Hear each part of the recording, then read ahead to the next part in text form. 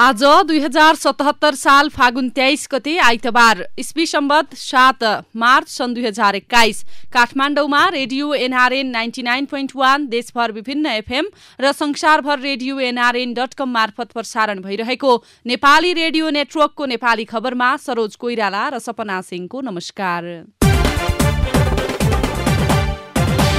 राजनीतिक भूमरी बीच पुनर्जीवित प्रतिनिधि सभा बैठक आज बस्दै बैठक अवरोध हुने संकेत। मेलम्चीको पानी काठमाडौँ ल्याउने सपना 22 वर्षपछि साकार बन्दै आजदेखि दोस्रो चरणको खोप अभियान, आज इकोभ्याक्सको खोप पनि ल्याइँदै लगायतका खबर आजका पत्र पत्रिकाको अघिल्लो पृष्ठमा छापिएका छन्। नागरिक दैनिकमा छापिएको हराए लालसेना बिलाए सपना शीर्षकको खबरलाई हामीले आजको खास खबर बनाएका छौं। जुम्लाको पोखरी गाउँमा जनयुद्ध कालमा निधारमा 4 तारे रुमाल बाँधेका लस्करै लागेर लालसेना आउँथे। काँधमा बन्दुक, झोलामा बम र ग्रेनेड बोकेका उनीहरू सुन्दर सपनाको गफ गर्थे। समृद्ध नेपालको सपना बोकेको हुंकार दिन्थे। मरे मृत्यु र बाँचे मुक्तिका कुरा गर्थे। लाग्थ्यो अब नेपाल बन्न समय लाग्दैन, सबैले साथ दिनुपर्छ। नेपालको विकास लालसेना बनाएको नेकपा माओवादीले मात्र गर्न सक्छ। नेकपा माओवादीका कार्यकर्ताले दुर्गम क्षेत्रको विकास गर्ने, शिक्षामा विभेद नहुने, जातीय विभेद अन्त्य हुने, धनी गरिब समान हैसियतको हुने र उति बेलाका लालकिल्ला जिल्ला सदरमुकाम बनाउनेदेखि कम्युन स्थापना गरेर साझा सम्पत्तिका रूपमा स्थापित गर्ने सपना बोकेका थिए। तर जब माओवादी शान्ति प्रक्रियामा आएर सरकारमा पुग्यो तब ती सपना साकार हुन सकेनन्, बेकार बने। स्थानीय धनबहादुर रोकाया माओवादी कालमा बोकिएका कुनै पनि सपना साकार हुन नसकेको बताउँछन्। उनले भने तात्कालीन लालसेना भनिएका जनमुक्ति सेना नेपाली सेनामा समायोजन भए, कोही घर फर्किएर कृषि क्षेत्र व्यापार व्यवसायमा लागेका छन्। सर्वहारा वर्गको हितका लागि भूमिगत जीवन बिताइरहेका अहिले व्यक्तिगत स्वार्थमा लागेका छन्। अहिले तिला गाउँपालिका 7 मा पर्ने पोखरी गाउँ नेकपा माओवादीको जिल्ला हेडक्वार्टर थियो। तत्कालीन जिल्लाका इन्चार्ज, सह इन्चार्ज, सेक्रेटरी बस्थे। हप्तै पिच्छे भेला, प्रशिक्षण, सांस्कृतिक कार्यक्रम भइरहन्थे। प्रशिक्षण दिन देव गुरुङ, खडक बहादुर विश्वकर्मा, जनार्दन शर्मा, वर्षमान पुन समेत पुग्ने गर्थे। उनी भन्छन् त्यति बेलाका क्रियाकलाप हेर्दा त जनसत्ता स्थापित भएर सबै सपना पूरा हुन्छन् भन्ने लाग्थ्यो। तर अहिले न नेता भेटिन्छन् न कार्यकर्ता नै, सेना त भेटिने कुरै छैन। गाउँमा जनसरकार थियो, हरेक व्यक्ति एक गाउँदेखि अर्को गाउँ जान जनसत्ताको सिफारिस अनिवार्य थियो।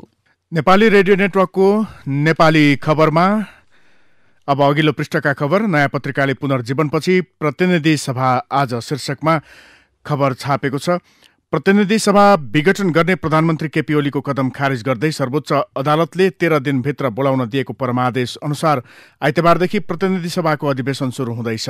5 वर्षका लागि निर्वाचित प्रतिनिधि सभाको कार्यकाल 2 वर्ष बाँकी रहँदै प्रधानमन्त्री ओलीले विघटन गरिदिएका थिए। तर सर्वोच्च अदालतले पुनर्स्थापना गरिदिएपछि संसद अधिवेशन आज सुरु हुन लागेको हो। संसद पुनर्स्थापनापछि पनि नैतिकताका आधारमा राजीनामा नदिएका ओली आफैले विघटन गरेको संसदबाट विरोधीसँग टक्राव गर्ने मनस्थितिमा छन्।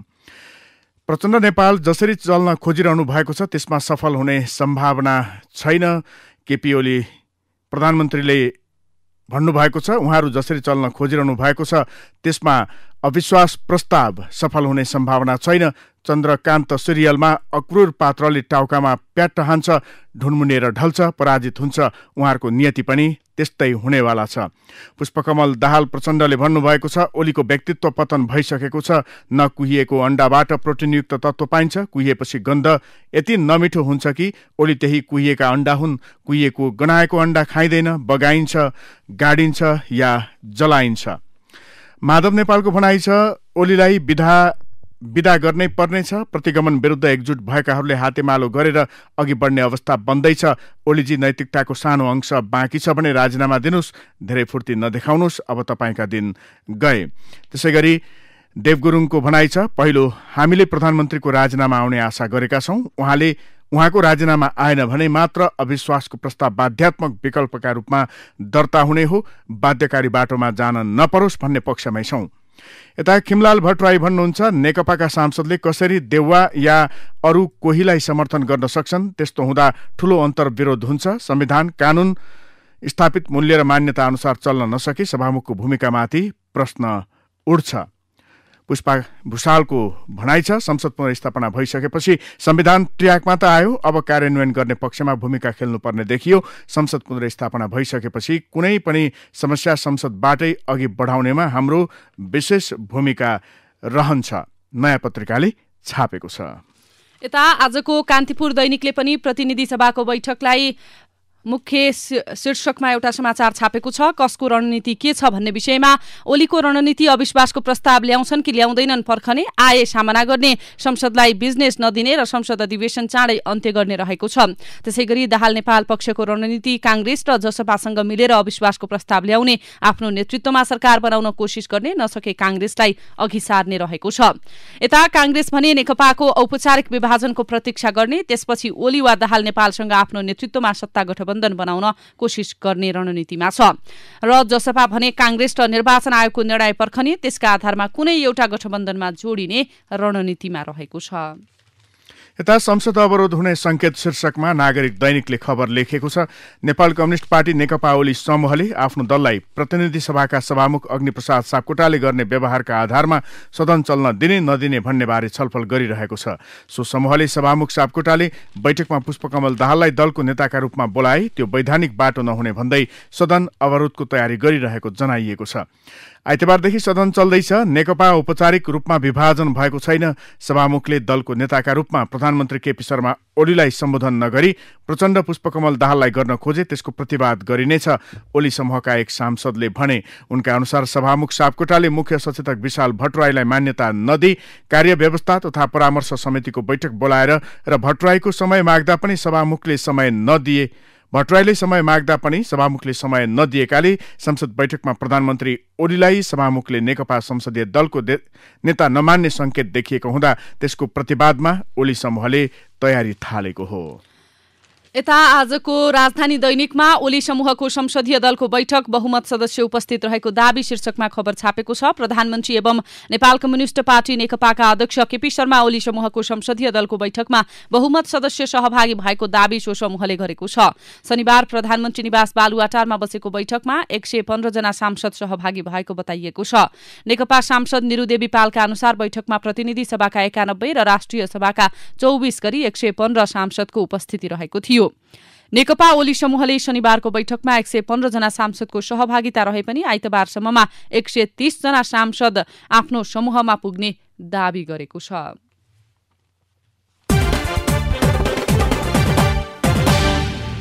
साकार बन्दै मेलम्ची सपना, नागरिक दैनिकले खबर लेखेको छ। 2048 सालको आम निर्वाचनमा नेता कृष्ण प्रसाद भट्टराई काठमाडौँ 1बाट उम्मेद्वार थिए। चुनावी प्रचार प्रसारका क्रममा खानेपानी समस्या बेहोरिरहेका मतदातालाई आफूतिर तान्न उनले मेलम्ची ल्याएर राजधानी पखाल्छु भन्ने नारा अघि सारे। ठट्यौला भट्टराईको यो नारालाई धेरैले ठट्टाके रूपमा लिए। 2051 सालको मध्यावधि निर्वाचनमा पनि काठमाडौँ 1 र पर्साबाट चुनाव लडेका उनले फेरि पनि मेलम्चीको पानीले राजधानी धुने नारा छाडेनन्। यतिसम्म कि भावी प्रधानमन्त्रीका रूपमा 2056 सालको संसदीय निर्वाचनमा पर्साबाट उठ्दा वीरगञ्जको सभालाई सम्बोधन गर्दा उनले मेलम्चीले काठमाडौँ पखाल्छु भन्न बाँकी राखेनन्। वीरगञ्जवासीका लागि त्यो नाराले खासै अर्थ राख्दैनथ्यो, त्यसकारण उनी त्यहाँ पनि मजाकका पात्र बने। मेलम्ची खोला राजधानी पुर्याउने विषय नै अपत्यारिलो थियो, त्यसैले भट्टराईलाई हाँसोमा उडाउनु अस्वाभाविक थिएन।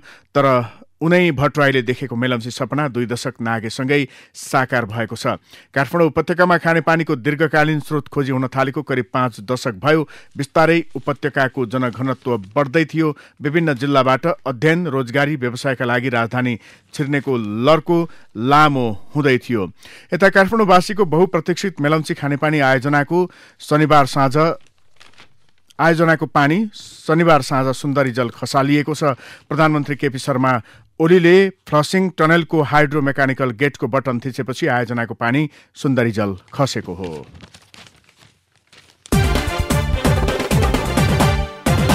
राजधानी दैनिकको अघिल्लो पृष्ठमा दोस्रो चरणको खोप अभियान आजदेखि शीर्षकमा खबर छ। सरकारले कोरोना भाइरस विरुद्धको खोप अभियानलाई तीव्रता दिएको छ। सोही अभियान स्वरूप आजदेखि दोस्रो चरणको कोरोना भाइरस विरुद्धको खोप अभियान शुरू हुँदैछ। खोप अभियान सफल बनाउन सबै तयारी पूरा भएको स्वास्थ्य तथा जनसङ्ख्या मन्त्रालयले जनाएको छ। सोही अनुरूप कोभ्याक्स सुविधा अन्तर्गत आज पहिलो खोपमा 3,48,000 डोज खोप नेपाल भित्रिँदैछ। सिरम इन्स्टिच्युट अफ इन्डियाले उत्पादन गरेको 3,48,000 डोज कोभिसिल्ड खोप नेपाल आउन लागेको हो। स्वास्थ्य मन्त्री हृदेश त्रिपाठीका अनुसार आज बिहान 11:15 खोप आइपुग्नेछ। विश्वका 20 देशमा कोभ्याक्सको कार्यक्रम अनुसारका खोपहरू पठाइएको विश्व स्वास्थ्य संगठनले जनाएको छ।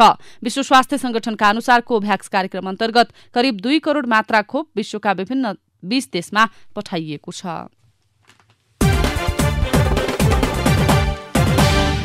कंग्रेस पर्खर हेरकै रणनीतिमा हिमालय टाइम्सले खबर लेखेको छ।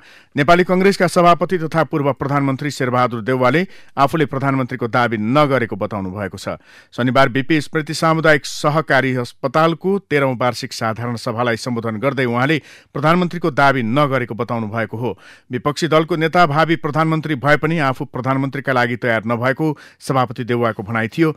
अहिले पार्टीको महाधिवेशन नजिकेका कारण पार्टीलाई एकताबद्ध बनाएर लैजानुपर्ने आवश्यकतामा उहाँको जोड थियो।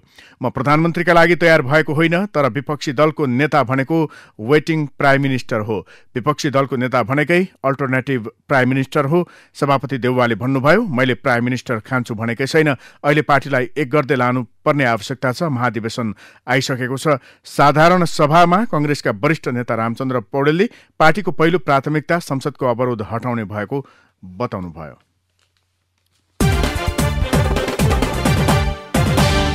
सरकारसँग 3 बुँदे सम्झौता गरी राजनीतिको मूल धारमा आएपछि नेकपाका महासचिव नेत्रविक्रम चन्द विप्लवको व्यस्तता एकाएक बढेको छ। उनले विभिन्न राजनीतिक दलका नेतासँगको भेटघाटलाई बाक्लो पारेका छन्। शुक्रबार सार्वजनिक भएका महासचिव विप्लव शनिबार दिनभर भेटघाटमा व्यस्त रहे। उनले शनिबार नै नक्कु कारागार पुगेर आफ्नै पार्टीका नेता हेमन्त प्रकाश ओली सुदर्शनलाई भेटेका छन्। विप्लव सहित वार्ता टोलीका सदस्यहरू खड्ग बहादुर विश्वकर्मा र उदय बहादुर चलाउने ओलीलाई भेट्न नक्कु कारागार पुगेका हुन्। उनीहरूले कारागारमा रहेका समूहका अन्य कार्यकर्ताहरूसँग पनि भेट गरी उनीहरूका समस्याका बारेमा जानकारी लिएका थिए। विप्लव लगायतका नेताहरूले आफ्ना कार्यकर्ताबीच सरकारसँग भएको सम्झौताबारे जानकारी गराउँदै सम्झौता अनुसार नै सबैजना छिट्टै छुट्ने आश्वासन पनि दिएका थिए। बढ्यो विप्लवको व्यस्तता शीर्षकमा आजको राजधानी दैनिकको अघिल्लो पृष्ठमा खबर छ। नेपाली खबरमा अब भित्री पृष्ठका खबर। प्रदेश 1 सभा सचिवालयमा मुख्यमन्त्री शेरधन राई विरुद्ध अविश्वास प्रस्ताव दर्ता गराउन नेतृत्व गरेका नेकपा संसदीय दलका उपनेता टंक आङ बुहाङले दाहाल नेपाल समूह छाडेका छन्। उनी पार्टी एकता जोगाउने भन्दै नेकपाकै नेतृत्वमा सरकार गठन अभियानमा छन्। उनले भने 5 वर्षका लागि नेकपाले जनमत पाएकाले पार्टी फुटाएर कांग्रेसलाई सरकारको नेतृत्व दिन मिल्छ। यस्तो गर्दा पार्टी र कम्युनिस्ट आन्दोलन नै समाप्त हुने उनको दाबी छ। प्रभावकारी रूपमा सहकारी ऐन कार्यान्वयनमा नल्याइदा सहकारी क्षेत्रमा अझै विकृति मौलाउँदो छ। ऐन जारी भएको 3 वर्षभित्र बितिसक्दा पनि सरकारले कडाइका साथ कार्यान्वयनमा नल्याउँदा सहकारी क्षेत्रको समस्या जस्ताको तस्तै छ। सहकारी ऐन 2074 कार्तिक 1बाट कार्यान्वयनमा आएको थियो। ऐनको प्रावधानलाई प्रभावकारी रूपमा कार्यान्वयनमा नल्याइदा सहकारी सम्बन्धी दोहोरो सदस्यता अन्त्य, कर्जा सूचना केन्द्र स्थापना, ऋण असुली न्यायाधिकरण, मुख्य कारोबार लगायत समस्या हालसम्म समाधान भएको छैन। बालाजु सड़क विस्तारको तयारी भइरहँदा 2070 सालतिर अहिलेका शहरी विकास राज्यमन्त्री रामवीर मानन्दर आफ्ना कार्यकर्ता मीनबहादुर शाहीसँग भनिरहन्थे, चुनाव जितिन भने मेरो हल भत्किन्छ। नभन्दै 2070 को दोस्रो संविधान सभा निर्वाचनमा मानन्दर सभासद बने। चुनाव जितेपछि बाटो विस्तार गर्दा आफ्नो हल जोगाए। शाहीले भने दोस्रो पटक प्रतिनिधि सभा सदस्य जितेपछि झन कम्पाउन्ड पो लगाएछन्। बालाजु चोकबाट 100 मिटर नुवाकोटतिर जाने सड़कको दायाँ छेउमा मानन्दरको अष्टनारायण पिक्चर्स सड़क विस्तारका लागि यो हलमा पनि रातो रङले चिनो लगाइएको थियो, तर सत्तामा रहेका मानन्दरको हल भत्किएन। आफ्नो सिनेमा हल जोगाएर सर्वसाधारणको चाहिँ उठीबास लगाइदिएको भन्दै पीडित आक्रोशित बनेका छन्। मान्छेमाथि आक्रमण गर्नुका साथै सवारीको ठक्करबाट मारिने लगायत घटना बढ्न थालेपछि अब उपकरण मार्फत बाघका गतिविधि निगरानी गर्न थालिएको छ। घाँटीमा सेटेलाइट जीपीएस कलर जोडेर बाघको ओहोर दोहोर आउजाउको समय, विचरण क्षेत्र र आनीबानी लगायत अनुगमन सुरु गरिएको हो। पहिलो चरणमा चितवन पर्सा ब्लक अन्तर्गत पर्सा निकुञ्जको एउटा भाले बाघको घाँटीमा कलर जोडिएको छ। अन्तर्राष्ट्रिय प्रकृति संरक्षण संघ IUCN, अमेरिकाको युनिभर्सिटी अफ मिचिगनको आर्थिक र राष्ट्रिय प्रकृति संरक्षण कोषको प्राविधिक सहयोगमा निकुञ्ज विभागले फागुन पहिलो साता जीपीएस कलर जडान गरेको हो। नेत्रविक्रम चन्द नेतृत्वको नेपाल कम्युनिष्ट पार्टीका नेता कार्यकर्ता भूमिगत अवस्थाबाट खुला रूपमा आउन थालेका छन्। प्रतिबन्ध फुकुवापछि उनीहरू निकै सीमित भेटघाट र अनौपचारिक सम्पर्कमा मात्र रहन्थे। गृह मन्त्रालयले चन्द समूहमाथि लागेका मुद्दा खारेज एवं किनारा लगाउन 77 वटै जिल्ला प्रशासन कार्यालयलाई निर्देशन दिइसकेको छ। अब फुकुवापछि विप्लव नेतृत्वको समूहका विशेष योजना रहेका छन्। तत्काल राजनीतिक दल दर्ता नगर्ने, सम्पर्क कार्यालय खोल्ने, त्यसैगरी दोस्रो प्राथमिकतामा रहेको छ सबै राजनीतिक शक्तिसँग सर्वपक्षीय सम्मेलन र अन्तरिम सरकारका लागि संवाद चलाउने। नेपाली कांग्रेसका नेता बालकृष्ण खाँडले स्थानीय जनतालाई दमन गरेर अर्थमन्त्रीले रूपन्देहीको मतिपुर औद्योगिक क्षेत्रको शिलान्यास गरेको भन्दै गम्भीर ध्यानाकर्षण भएको जनाएका छन्। जबरजस्ती डर धम्की देखाएर गरिएको विकासको औचित्य नरहेको भन्दै नेता खाँडले गम्भीर बन्न सरकारलाई आग्रह गरेका हुन्। आफू कडा सुरक्षा घेरामा बसेर जनतालाई लाठी वर्षाउने अधिकार अर्थमन्त्रीलाई नभएको भन्दै उनले जनताको विश्वास जितेर काम गर्न सुझाव दिएका छन्। साहित्यकार पुष्कर अथक रेग्मीको कृतिहरू अमर पात्र र अर्पण विमोचन गरिएको छ। मन्त्री परिषदका पूर्व अध्यक्ष खिलराज रेग्मीबाट सेरोफेरो न्यूज.com का सह सम्पादक समेत रहेका रेग्मीका कृतिहरू नेपाल प्रज्ञा प्रतिष्ठानमा विमोचन गरिएको हो। कृतिको विमोचन गर्दै मन्त्री परिषदका पूर्व अध्यक्ष रेग्मीले नाटक संग्रहणीय र पाल्पाको इतिहास बोकेको कृति भएको बताउनु भएको थियो। उहाँले भन्नुभएको थियो, साहित्य समाजको तस्बिर हो। पाल्पा साहित्य समाज र पाल्पाली संगमले उदाहरणीय कार्य गर्दै आएको छ। पाल्पाली समाजका अध्यक्ष पदम नेउपान्नेले पाल्पाली संगमको साहित्य विभागले उल्लेखनीय कार्य गरेको बताउनु भएको थियो। किसान सूचीकरण राष्ट्रिय अभियान सुरु भएको छ। किसान सूचीकरण प्रणाली साथै प्रदेशका सबै पालिका मार्फत सञ्चालन हुनेछ। कृषि पेशा र व्यवसायमा संलग्न किसानले सरकारबाट उपलब्ध हुने अनुदान र सहायता प्राप्त गर्न किसान सूचीकरण संकेत नम्बर अनिवार्य रहेको छ। त्यसका लागि किसान सूचीकरण सफ्टवेयर प्रणालीमा आबद्ध हुनुपर्ने हुन्छ। किसान सूचीकरण प्राप्त गर्न तोकिएका संक्षिप्त विवरण भर्नुपर्ने हुन्छ। शनिबार राजधानीमा आयोजित एक समारोहबीच प्रधानमन्त्री केपी शर्मा ओलीले किसान सूचीकरण राष्ट्रिय अभियानको शुभारम्भ गर्नुभएको हो।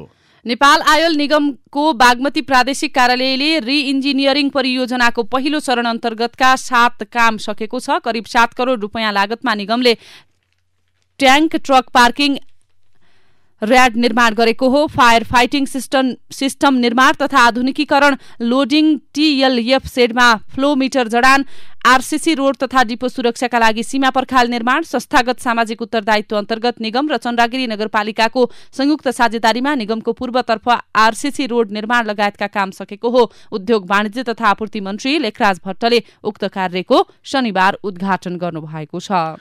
अब शेयर बजार। गत साता शेयर बजार परिसूचक करिब 48 अङ्कले घट्दा कारोबार रकम पनि करिब 16% गिरावट आएको छ। साताको पहिलो दिन नै उच्च गिरावट देखिएको बजारमा दोस्रो र अन्तिम दिन भने उच्च वृद्धि भयो। समग्रमा 3 दिन बजार घट्दा नेप्सेले 48 अङ्क गुमाउन पुगेको हो। यस्तै चालु आर्थिक वर्षको 7 महिनामा शेयर बजारबाट मात्र करिब 6 अर्ब 57 करोड रुपैयाँ कर संकलन भएको छ। यो गत साउनदेखि माघसम्म शेयर बजारका लगानीकर्ता तथा धितोपत्र व्यवसायीहरूले पुँजीगत लाभ कर, अग्रिम कर, कट्टी लाभांश र आयकर बापत तिरेको कर हो।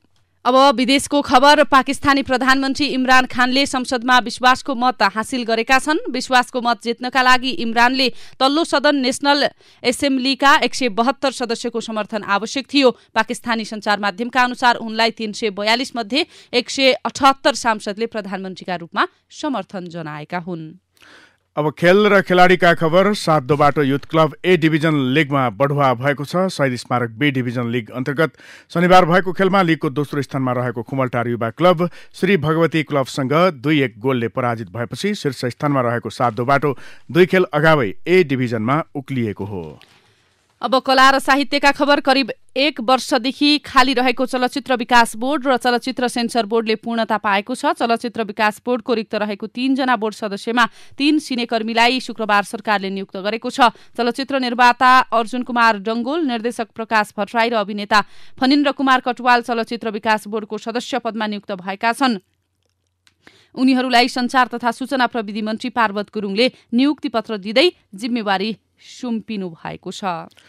अब विचार विश्लेषणको पालो। शान्तिमा फर्कनु सकारात्मक, हतियारबारे मौनता सन्देहास्पद शीर्षकमा कान्तिपुर दैनिकले आजको सम्पादकीय विचार छापेको छ। चन्दले प्रतिबद्धता जनाए जसरी नै 3 बुँदे सहमतिलाई दृढतापूर्वक पालना गर्नुपर्छ। हरेक राजनीतिक आकांक्षा पूर्ति गर्ने माध्यम जनमतलाई मात्र बनाइनुपर्छ। विगतको सशस्त्र युद्धका कतिपय कार्यसूची र दोस्रो जनआन्दोलनको जगमा उभिएर मुलुकको राजनीतिले फड्को मारिसकेको अवस्थामा पनि फेरि स्थायी शान्तिको विपक्षमा उभिएर समाजमा त्रास र आतंकको वातावरण सिर्जना गर्ने बारे सोच्नु हुँदैन। प्रधानमन्त्री ओलीले शुक्रबारको सहमतिमा चन्दले एउटै निर्णयबाट जनताको मन जितेको भन्दै प्रशंसा गरेका छन्। खुला राजनीतिको परिवेश र शान्तिपूर्ण राजनीतिक मूलधारमा आम नागरिकका तर्फबाट समेत चन्द समूहले प्रशंसा बटुल्न सक्नुपर्छ। यसमै यो समूहको भविष्य र औचित्य निर्भर हुनेछ। यता आजको नयाँ पत्रिका दैनिकमा मुलुकलाई आधुनिक युगमा प्रवेश गराउन उदार अर्थनीति आवश्यक थियो शीर्षकमा पूर्व अर्थमन्त्री डाक्टर रामशरण महतसँगको अन्तर्वार्ता छापिएको छ। त्यसको केही अंश हामीले समेटेका छौं। संसारभरिकै समाजवादी देशहरूमा शिक्षा र स्वास्थ्यमा सरकारको एकाधिकार हुँदैन। सरकारले मात्र धान्न सक्दैन। निजी क्षेत्रलाई पनि खोलिदिएपछि बोझ हल्का हुन्छ, नयाँ प्रविधि आउँछन्। निराधार कुरा गरेर एमसीसीलाई विवादमा पार्ने काम भयो। अमेरिकाको सैनिक गठबन्धन भनेर भ्रम फैलाए। आफै नेतृत्वमा छँदा सहयोग लिने प्रक्रिया अघि बढेको बिर्सेर विरोध गरे कतिपयले।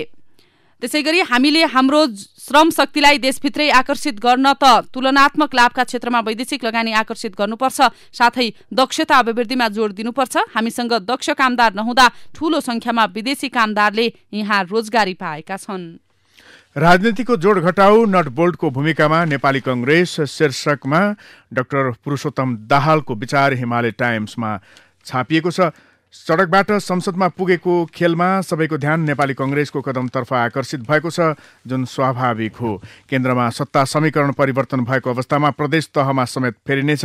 केन्द्रदेखि प्रदेश तहसम्म नेपाली कंग्रेसका सामु 2वटा प्रश्न छन्। पहिलो, प्रतिनिधि सभा र प्रदेश सभाको रक्षा गर्ने र दोस्रो, विघटन गर्न बाटो खुला गर्ने र ताजा निर्वाचनमा राजनीतिलाई डोर्याउने। यी 2 प्रश्नको समाधान कंग्रेसले गर्ने पर्ने हुन्छ। तर अहिले राजनीतिक रूपमा विभाजित नेपाल कम्युनिस्ट पार्टीको कानून न त औपचारिक विभाजन भएन वा विभाजन भएर पनि उनीहरू बीच मोर्चाबन्दी भयो भने नेपाली कंग्रेसले कुनै पनि विकल्पमा जाने अवस्था आउँदैन। अन्यथा नेपाली कंग्रेसका सामु प्रतिनिधि सभा र प्रदेश सभालाई अरू बाँकी अवधिसम्म जोगाउन 3वटा विकल्पहरू हुन सक्छन्। जस्तो पहिलो, प्रचण्ड वा ओली पक्षको सहयोग लिएर सरकारको नेतृत्व दावी गर्ने। दोस्रो, ओली वा प्रचण्डसँग सहकार्य गरी सत्ताको अंशियार हुने। तेस्रो, बाहिरैबाट कुनै एक पक्षलाई समर्थन गर्ने र अर्को निर्वाचनका लागि तयारी गर्ने। र आजको नयाँ पत्रिका दैनिकमा नागरिक आन्दोलनले सङ्कट चिर्न सक्छ शीर्षकमा चन्द्रदेव जोशीको अग्रलेख छापिएको छ। नयाँ पहलकदमी बिना नेपालको कम्युनिस्ट आन्दोलनलाई सही बाटोमा ल्याउन सकिँदैन। अर्कोतर्फ यस घटनाले नेपालका विभिन्न नाम थर गोत्रधारी कम्युनिस्टले एकचोटि आफ्नै इतिहासतिर फर्केर अवलोकन गर्नुपर्ने भएको छ। सामान्य बोलीचालीको भाषामा भन्ने हो भने मार्क्सवादी शिक्षाको सार समाजबाट शोषण र विभेदको समूल नष्ट गरी समतामूलक न्यायिक समाजको निर्माण गर्नु नै हो, जहाँ प्रत्येकलाई आफ्नो योग्यता र क्षमता अनुसारको काम, दाम र माम उपलब्ध हुन्छ। श्रम गर्नु व्यक्तिको बाध्यता होइन, उसको जीवन संस्कार सामाजिक उत्तरदायित्व हो। यो नै मार्क्सको प्रतिपादन गरेको समाजवादको सार हो। आजको अवस्थामा विशेष गरी हाम्रो सन्दर्भमा यो अवस्था कसरी प्राप्त गर्ने? लेनिनका शब्दमा यस प्रश्नको समाधानको बाटो खोज्नु प्रत्येक मार्क्सवादीको काम हो। आज यही प्रश्न समयले नेपालका कम्युनिस्टहरूलाई अगाडि उभ्याइदिएको छ। यसको समयक उत्तर र भावी बाटोका नुस्खा न त मार्क्सको ठेलीमा लेखिएको छ न माओको रातो किताबमा। यो समस्याको समाधान हामी आफैले हाम्रो मार्क्सवादी चेतनामा उभिएर खोज्नुपर्नेछ। यसका लागि सर्वप्रथम आफ्नो चिन्तन, संस्कार, मानसिकता तथा व्यवहारमा आमूल परिवर्तनको आवश्यकता छ। हवस् त, अहिलेको नेपाली खबर यति नै। नेपाली रेडियो नेटवर्कमा यसपछि पत्रकार ऋषि धमलाको साथमा नेपाली बहस सुन्न सक्नुहुनेछ। नेपाली रेडियो नेटवर्क सुन्दै गर्नुहोला।